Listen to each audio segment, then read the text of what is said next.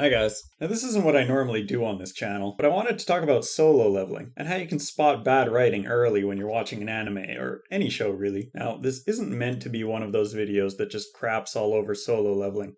I think there's enough of those, but solo leveling is what prompted me to make this, so it is what it is. I mostly just want to talk about the first 2 episodes, and what were shown that lowered my expectations for the whole rest of the series. I'm watching this fresh off the back of Chainsaw Man, which was shockingly good for a show called Chainsaw Man. With that, I was mostly expecting just dumb fun. Honestly, something more like what solo leveling is. But it's very well written. The protagonist is not a very relatable guy, being that he's unhinged, dreams extremely small, and appears to be missing a human empathy following his heart being replaced by that of a chainsaw devil. But he's extremely interesting, as the show gives us glimpses of a human relatability that he used to have, or that's buried somewhere within him to balance his current state. He ends up being almost a side character in his own story, the show leaning more heavily on the human side of the characters around him. The world they exist in is introduced to us over time, and rather than everything being explained like an instruction manual for the world, much of it just becomes apparent as you watch. The world has things called devils, which devil hunters hunt, and they get paid for it. Devils can be all kinds of wacky things, as the first devil we see are this chainsaw dog and a tomato devil. It becomes apparent to us over time, though it's never directly stated, that every devil is the personification of a concept. There's the fox devil, the ghost devil, the angel devil, and devil hunters sacrifice parts of themselves to form contracts with devils so they can use their power to hunt other devils. There's a lot more, but these are the basics, and it all makes sense and fits well into the world.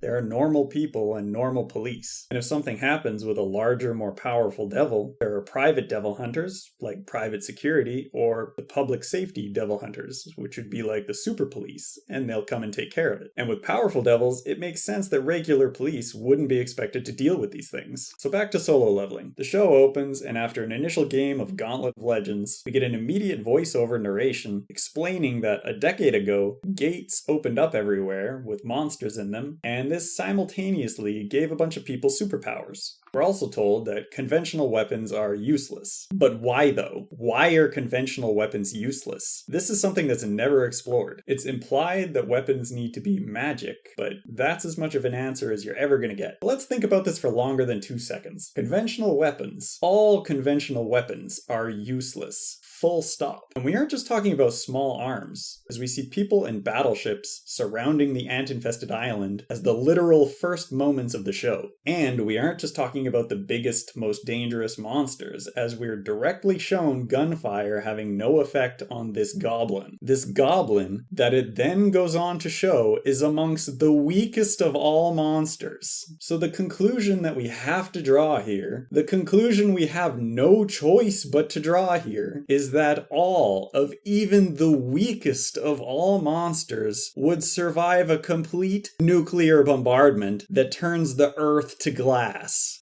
But a weak magic boy with a little knife has got it handled. Completely ineffective, ready for action. Does that even make any kind of sense? Because what is a magic weapon? Does that also mean environmental damage has no effect? Like, if Jinwoo, the main character, slams a monster through a wall, does the wall do damage because Jinwoo is magic? What if a monster is caught in a volcanic explosion? Does the volcano and the lava do damage? Is it magic? Is the earth magic? There's no magic person involved. Of course, the obvious answer to these questions is shut the f up. You aren't supposed to really think about it. The author didn't, so why should you? We just need an excuse for the world to be the way it is, with the hunters the way that they are, and so we had a narrator tell you, hey man, this is how it is. These are the rules. So that's the first 5 minutes of the show. After that, things are actually pretty good. We're introduced to Jinwoo, and this girl, and these other guys. One thing I like here is that while they're explaining that Jinwoo is the weakest hunter alive, these characters don't seem to have any contempt for him. It's just stated like, yeah, it's a fact, he's the weakest.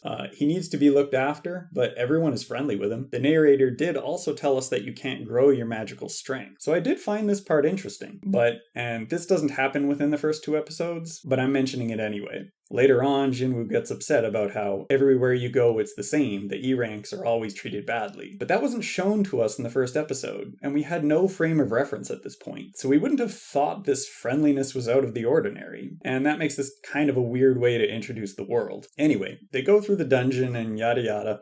Before that, though, I want to talk about the language and behavior we've been seeing. Gates appeared in this world, and immediately everybody just defaulted to video game rules and logic, forming raiding parties and guilds to go on dungeon quests to fight the dungeon boss. I haven't watched a lot of anime in recent years, but I understand this kind of format might be somewhat commonplace at this point. But what I'm saying is that it immediately gives the impression that it's a show that leans fairly heavily on its tropes. The author isn't trying to craft a world and introduce me to it as it draws me in. I'm expected to show up with some ideas already in mind about the genre. Anyway, and then we get to this secret double dungeon room. The whole cast enters, and they're taken aback by what they find. A cavernous room filled with enormous statues, one of which is holding a giant stone tablet, carved with the rules for the temple. A big set of rules with a giant tagline: "Those who do not follow these laws will not leave alive." Then, a little thing happens. And the little thing is a big thing. It's a great, big, stinking red flag. Healer Girl says, "I saw the statue's eyes move." And Jinwoo says...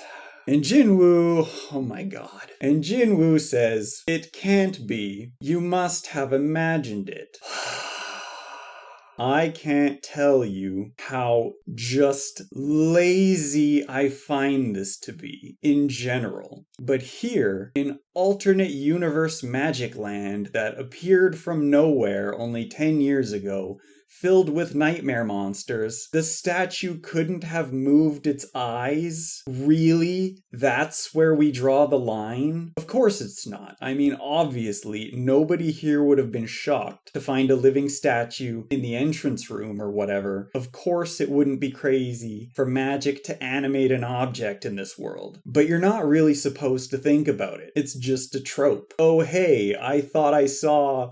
Well, you didn't, because you're just tired, you're just stressed, you're imagining things. You need to get some rest. So lazy. And I hear you. I can hear you at home. You're saying, "Hey man, you're just nitpicking." And I am. And that's because this points to something. And I'm gonna keep going here. I'll get back to my point, but I'll keep going. Okay, so the door closes. The statues wake up and shit hits the fan. The tracksuits are dead and people are starting to panic. Then Jinwoo the genius, Jinwoo the inspiration, he has a flashback to the stone tablet that they read aloud not 5 minutes ago. The one that said to follow these laws in here or you're all gonna die. What was the first law? To revere God. Hey everybody, bow to the statue. What? What are you doing? I don't get it. What's going on? Did you think of something, Jinwoo? The first law says to revere God. So I think we should revere the God. I don't know, man. Sounds pretty sus. I don't get it. I love pineapples. Jinwoo explains to his flabbergasted team in painfully slow detail what everyone figured out before the second episode even started. And at this point, I knew not to expect much from this show. And here's why. It's not that these characters are dumb. They're characters in a show. They aren't real people.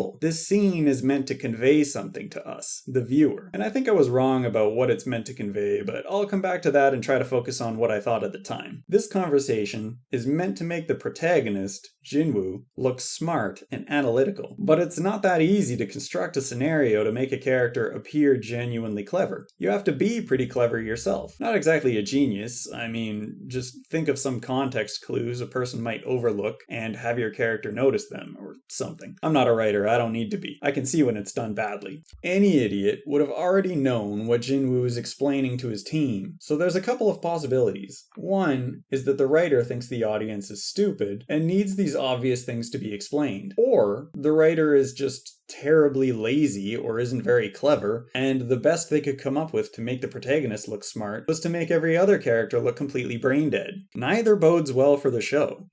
And again, it's not these characters. Whenever something like this happens, you need to keep in mind that it's not because of a particular character or a particular situation or event. These are not real people. The writer constructed it this way. You can't expect any other character or situation to get any smarter or more interesting than this. And so that's it. Now, I did say that I was wrong about what I thought the writer was trying to convey at the time. I don't necessarily think that the writer was just trying to make Jinwoo look smart to us, the audience. As the show went on, it became much more clear that this show is the distilled essence of a wish fulfillment power fantasy. And so in this scene, I think what's actually going on is they made the clues something so obvious so that any audience member would already know what's going on. And then, as Jinwoo explains to his idiot companions what the solution to the puzzle is, you're putting yourself into Jinwoo's shoes. So this is meant to make you, the viewer, feel smart because you're smarter than all of these morons. Now, I don't think that really makes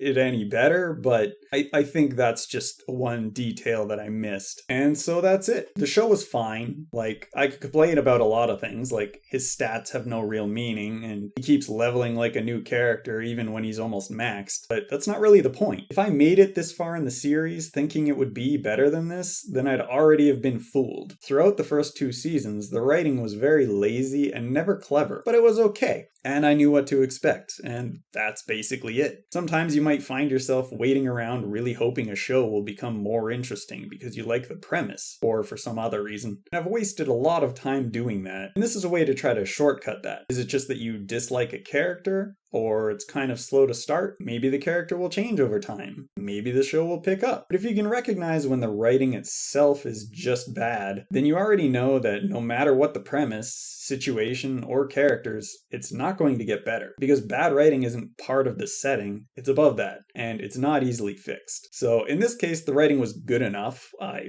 watched the show, I thought it was okay, but there have been instances where I start a show and within the first episode or 2, something like this is a red flag that makes me just drop it immediately. Anyway, that's all I've got to say about that. If you like this video, leave a like. You can subscribe, but this is generally a game dev channel, so I guess go check that out if it interests you. Otherwise, I'm out.